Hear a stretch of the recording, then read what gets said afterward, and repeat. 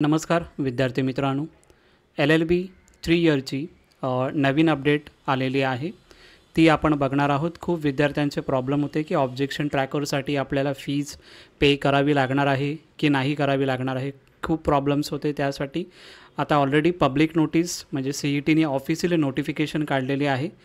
Fee भरणाऱ्या उमेदवारांसाठी किंवा सर्वांसाठी लाभ होणार आहे का त्याचं, किंवा ज्या विद्यार्थ्यांनी फीज पे केलेली आहे त्या विद्यार्थ्यांनाच फक्त त्या ऑब्जेक्शन ट्रॅकरचं या काही स्कोर जो आहे तो तुम्हाला भेटणार आहे का, याची सर्व इन्फॉर्मेशन आपण या व्हिडिओमध्ये घेणार आहोत. पूर्ण व्हिडिओ पहा जेणेकरून तुमचे सर्व डाऊट्स क्लिअर होतील. ठीक आहे. CETच्या आपण नॉर्मल वेबसाईटला आलो आहोत. त्या वेबसाईटला आल्याच्यानंतर आपल्याला डाउनलोड हे ऑप्शन यावरती क्लिक करायचं आहे आणि नोटीस यावरती सिलेक्ट करायचं आहे. त्यानंतर आपल्याला इथे दिसत आहे की public notice regarding objection tracker CET 2024 आणि हे जे आहे ऑल CET एक्झामिनेशनसाठी आहे. म्हणजे तुमची जी BEd असेल, MEd असेल किंवा तुमच्या जे काही एक्झामिनेशन MCA वगैरे जे काही एक्झामिनेशन आहेत ज्यामध्ये हे ॲप्लिकेबल होणार आहे. ठीक आहे. सो आपण LLB 3 इयर CETचं बघूया. ह्याच्यामध्ये ही ऑलरेडी वेबसाईट पब्लिक नोटीस मी डाउनलोड केलेली आहे. आजची डेट आहे 3 एप्रिल 2024. याच्यामध्ये public notice regarding objection tracker म्हणजे 1000 पे करायचं आहे. त्याच्यामध्ये काय नोटीस आहे ती तुम्हाला सांगत आहे. क्युरी जसं आपण क्युरी रेज केलेली मेल पण आपण केलेले होते. त्याच्यामध्ये एक प्रश्न विचारलेला विद्यार्थ्यांनी, will the candidate get refund of the amount paid for raising objection if at all the objection gets approve and accepted. जे काही आपण प्रश्न चुकीचा आहे, समजा IPCचा जो फुल फॉर्म होता इंडियन पेनल कोड आहे तो जर क्वेश्चन करेक्ट असेल तर मग तुम्हाला अमाऊंट जी आहे ते रिफंड होणार आहे का, एक प्रश्न त्याच्यामध्ये विचारलेला होता. तर आणि दुसरं म्हणजे जर ते एक्सेप्ट झालं ऑब्जेक्शन तर तुम्हाला रिटर्न फीज पेड होणार आहे की नाही, त्याचं तुम्हाला आन्सर दिलेलं आहे रिस्पॉन्समध्ये.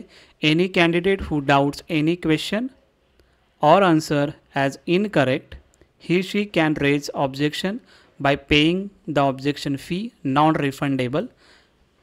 If the objection accepted the corrective action will be applicable to the corresponding batch. म्हणजे बॅच 1मध्ये जे विद्यार्थी आहेत त्यांचा IPCचा जो क्वेश्चन आहे तो जर एका विद्यार्थ्याने रेज केला आणि त्याच्यामध्ये तो क्वेश्चन करेक्ट असेल तर त्या बॅचमध्ये म्हणजे बॅच 1मध्ये तो क्वेश्चन विचारलेला होता त्या सर्व विद्यार्थ्यांचं तो 1 मार्क त्यांना भेटणार आहे. असे जे काही क्वेश्चन रॉंग असतील जर ते रेज केलेले असतील तर त्याच्यामध्ये एक विद्यार्थ्याने जर ते रेज केलेला आहे तर त्याचा फायदा सर्व विद्यार्थ्यांना होणार आहे.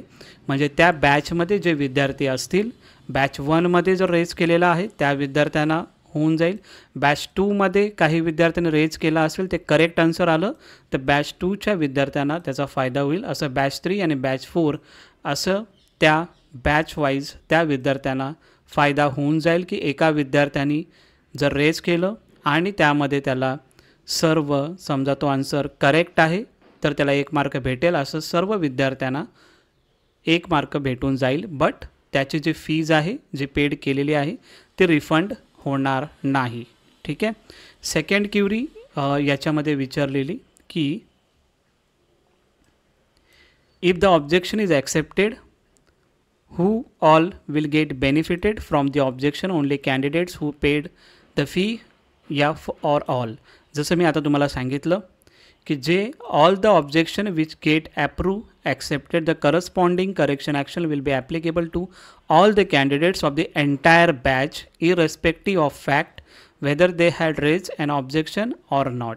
म्हणजे जसं तुम्हाला मी सांगितलं बॅच 1मध्ये समजा तो रेज केलेला असेल तर त्या करेक्ट आन्सर असेल तर सर्व बॅचला तिकडे तो आन्सर करेक्ट देणार आहेत. म्हणजे 1 मार्क सर्वांना भेटणार आहे बॅच वाईज जसं तुम्ही रेज करणार तसं.